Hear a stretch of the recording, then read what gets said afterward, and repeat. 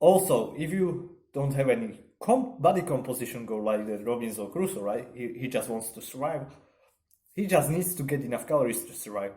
But if you want to change your body, if you want to change anything, then you'd better start getting these insights, and calorie counting is actually a good mirror for you.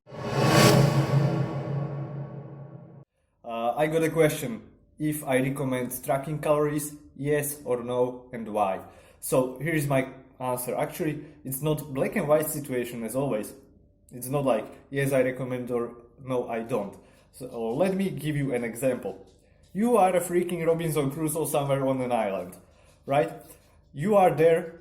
What you care about is you want to survive. You need to build shelter. You need to protect yourself from the nature, you need to protect yourself from the animals, and for that you need to have energy.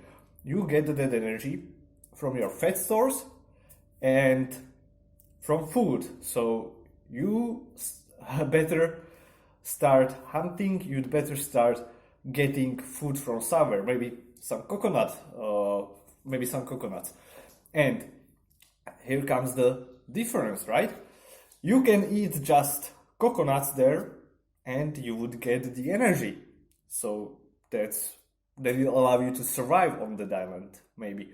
But it is not ideal for you because you are lacking proteins, you are lacking maybe carbohydrates, so you are not actually working optimally. You are surviving. If you want to have that energy to actually build that shelter, and then maybe fix it or be better at hunting animals, you need to optimize your nutrition. So you need to have some understanding. You need to get some carbohydrates. You need to, from fruit, for example, you need to get protein, maybe, well, probably from animals if you are on some island. And to do that, well, you need to diversify your sources of food. So in the end, you are not really, if you are that Robinson Crusoe, you don't care about calories. You care about food, right? About having that energy. And as I mentioned, different sources of food provide you not only energy, but also building blocks for your body and affect your body in a different way, especially when it comes to your energy. So carbohydrates give you fast energy and so on. If you just want to survive, eat anything basically. You need fats that are essential and you need proteins. And you can get by. So once your goals start to change, like you don't only want to survive, but you want to thrive, and maybe you care about jumping higher, lifting more, and running faster, well, then you need to also consider like what kind of sources these calories come from, whether it's like protein, fat, and carbohydrates, and if it's like fast carbs, smart carbs, what kind of fat, if it's omega-3s, omega-6s. So it starts to get more and more, let's say, nuanced, a little bit more complicated, but you don't need to count calories, right? Calories count anyway. Also, if you don't have any body composition goal like that Robinson Crusoe, right? He just wants to survive. He just needs to get enough calories to survive. But if you want to change your body, if you want to change anything, then you'd better start getting these insights, and calorie counting is actually a good mirror for you if done correctly, and it gives you a good insight like how you are eating, what your food constitutes of, because many people still don't have an idea like I don't know, I have this vegan sausage, so it's probably protein. Well, you read the label and you see that it's mostly fat because it's made from coconut oil and some fiber, or maybe rice.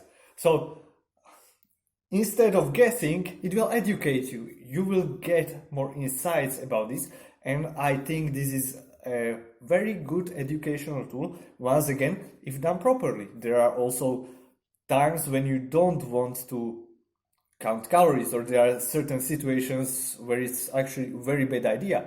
For example, people who are anorexic or have some eating disorder history, it might not be a very good idea for them to start counting calories, because that's what will lead them down the rabbit hole and they can become obsessed with that.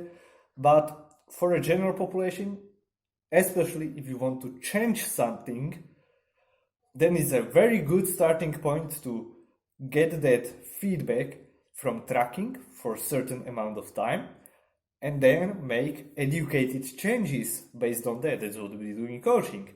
And most people who are like successful athletes, they have athletic body, it's not like they don't have any idea, they just eat intuitively, even if they don't count calories. What precedes that, you need to ask, what precedes that?